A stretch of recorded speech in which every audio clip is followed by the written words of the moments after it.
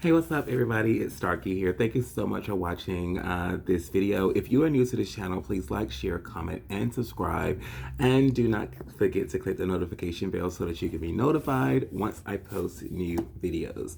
So today, I really wanted to just take time to talk about small business and how we can go about transitioning our small business to a much bigger business. Okay, so I wrote down some points here that I wanted to talk about in this video, and please, by all means, make a comment at the bottom. Let me know what you think about some of the points that I've made, and also let me know, if you tried some of those things, and let me know how it turned out for you. Okay, so the first thing that I want to talk about today is to first operate like a big business, like operate like a big business and think in the mindset of a big business, even in your small business. Okay, one of the things that I have found when it comes to small businesses is that like a lot of small businesses tend to operate in the way like they tend to think, oh, I'm a small business. Like they instill that in their mind, oh, this is a small business, so it's okay not to do this, it's okay not to have that just because it's a small business. But business is business. The only thing that makes you small, the only thing that classifies you as a small business is the number of employees you have. That's it, right? So it doesn't. So it doesn't mean that you should operate in the way that is a small business. Like you want to do things that the big businesses are doing because big businesses, I mean, is where it is. Like they're the ones who's making the most money. So they've obviously figured things out, right? So I wrote down a few points here. The first thing I want to talk about is being professional. Okay.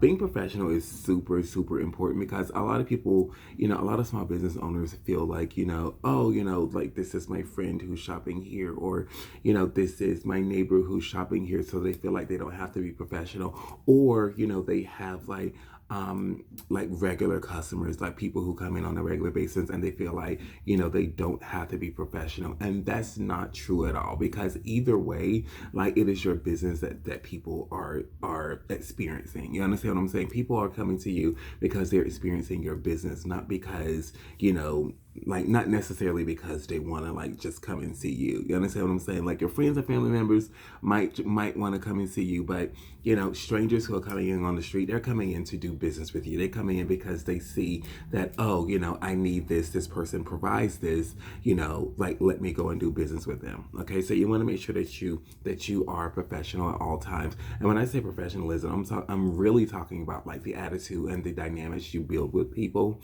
Like, you don't want to find yourself having conversations about things that you shouldn't be talking about, like other people's businesses, or like gossip or anything like that. Like, I mean, you really just want to just stay out of it and just do business and just let it, just let it be that. Just have that person have the experience that they're looking for, or the experience you have to offer them that is professional, and then just leave it at that. Okay.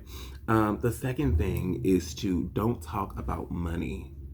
Like a lot of small business owners feel like, and I can name several right now. They feel like, that if they, that it's okay to talk about money, whether it is, oh, like I'm doing pretty good this month, or, like, oh my God, I'm not doing so well this week. You understand what I'm saying? Like you don't want to have that conversation about money because, big businesses don't have conversations about money. You understand what I'm saying? Like the only reason about their financial status possibly is because, like is if they're like a public traded company, then that information has to be public. But other than that, like they don't have conversations about money. They don't have a conversation about, slow seasons and high seasons, not with people that are outside of the company. You understand what I'm saying? So you definitely want to steer away from having conversations about money. Another thing I want to mention about this is that there's this one company that I can think of right now. It's a small business. And one of the customers, I had a conversation with one of the customers, and they were always, they were coming up with an idea, right? About how to go about creating something. And they were thinking about, different outlets where they can, go about plugging in that product to reach their target customers. So I mentioned one of the company's names, and the first thing that person said was, no, like I don't think they can afford it because they're always complaining about money, you know. And so, to me, it hit me like, wow, like that's crazy. Um, but yeah, but everybody should know how well or how bad you're doing as a small business. You understand what I'm saying? Like that's not a conversation you want to be having. And then people are not going to feel sorry. I feel like when people talk about money, like on the downside of things, like I feel like people like have that conversation because they feel like people are going to have pity on them and like buy their product. In some cases that's the case, but that's not what you want. Like you don't want somebody to buy your product because they feel sorry for you. You want somebody to buy your product because they like your product or because they like your service. You understand what I'm saying? So please steer away from talking about money. Okay. Um, Also, don't tell people your plans. Okay, that's one thing that I personally have learned the hard way, is to telling people, the plans to expand.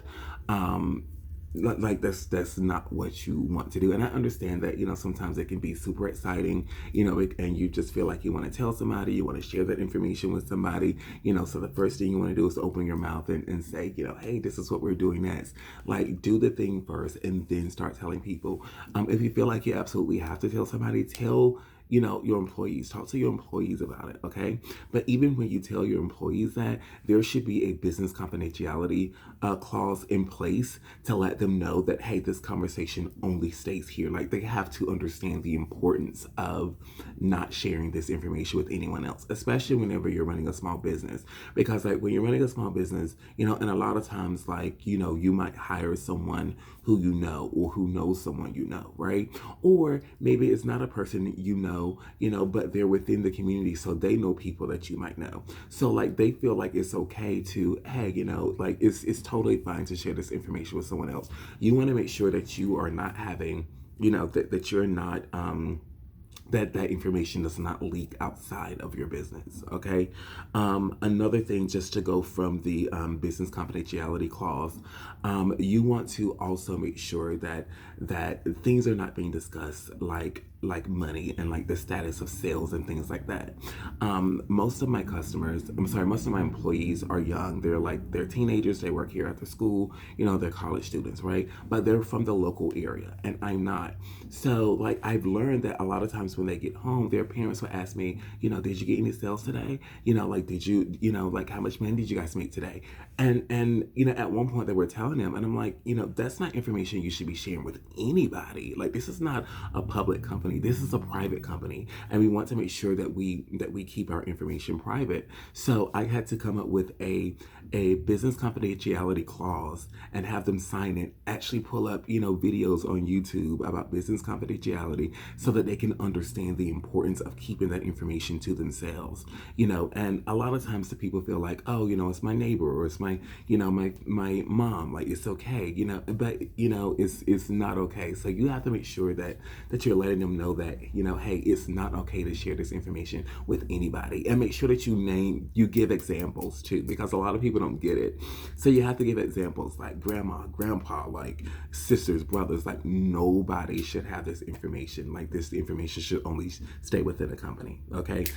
So yeah, you don't want to tell other people your plans or other people what you're doing. You want to make sure that you either keep it to yourself or keep it within the company. Another thing too is to look like a big business, right? Like the front of your building should look like a big business. If you think about a big business, like the sign, for example, like they have one of the signs that it's usually like a channel letter sign or one of the signs that light up, at night or whatever. Like that's the type of thing you want. And I understand that those signs can be very expensive. Like, I mean, mine was like I think like $5,000 for my sign, right?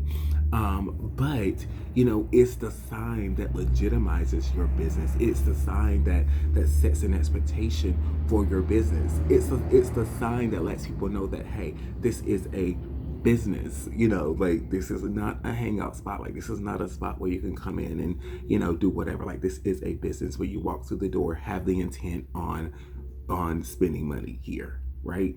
And so I mean, and of course, having a business is not all about money. I mean, of course, you want to develop those relationships, but again, like, you want to make sure that you properly look like a big business. All right, looking like a big business also stems from another point that I came up with, which is to brand everything